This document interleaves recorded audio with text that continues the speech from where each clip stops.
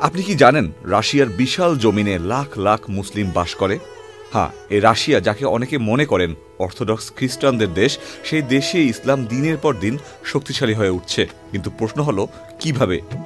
এই গল্পের শুরু হাজার বছর আগে, যখন মঙ্গল সাম্রাজ্যের সৈন্যরা রাশিয়ার বুকে তাণ্ডব চালাচ্ছিল। তখন তাদের সিল্ক রোডের বণিকরাও এসেছিল। ওই বণিকদের হাত ধরে ইসলাম ছড়িয়ে পড়ে ভোলগা নদীর তীরে। তাতার, বাস্কির, চেচেন এইসব জাতিরা ইসলাম গ্রহণ করে, গড়ে তোলে নিজেদের সংস্কৃতি। তখন থেকেই রাশিয়ার দক্ষিণে এক বিশাল মুসলিম জনগোষ্ঠীর জন্ম। কিন্তু এটুকুতেই শেষ নয়। 1991 সালে সোভিয়েত ইউনিয়ন ভেঙে গেল। তখন রাশিয়ার দরজা খুলে গেল মধ্য এশিয়ার মুসলিম শ্রমিকদের জন্য। উজবেকিস্তান, তাজিকিস্তান, কিরগিস্তান থেকে লাখ লাখ মানুষ জীবিকার খোঁজে মস্কো আর সেন্ট পিটার্সবার্গে আসলো। মস্কোর রাস্তায় হাঁটলে এখন উজবেক ভাষা আর তাজিক উচ্চারণের কথা শুনতে পাবেন। এ তো গেল ঐতিহাসিকভাবে মুসলিমদের রাশিয়ায় অবস্থান। তবে সময় যত যাচ্ছে, রাশিয়ার মুসলিম জনসংখ্যা যেন দিন দিন আরো বাড়ছে। বান্ডেল থাকলে প্রতি সেনমানিতে টাকা বাঁচবে।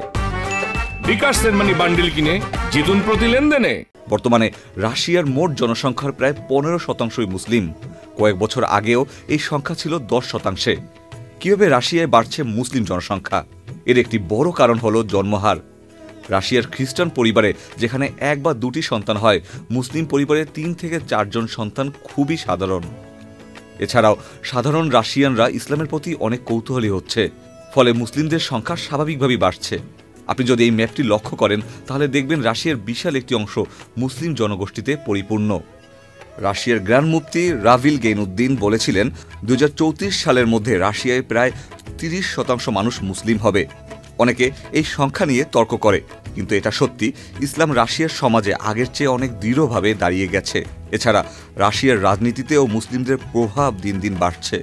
গ্র্যান্ড মুফতি রাভিল গেইনুদ্দিন বা পুতিনের ঘনিষ্ঠ এবং চেচনিয়ার প্রধান রমজান কেদ্রিয়োভ এদের মধ্যে অন্যতম।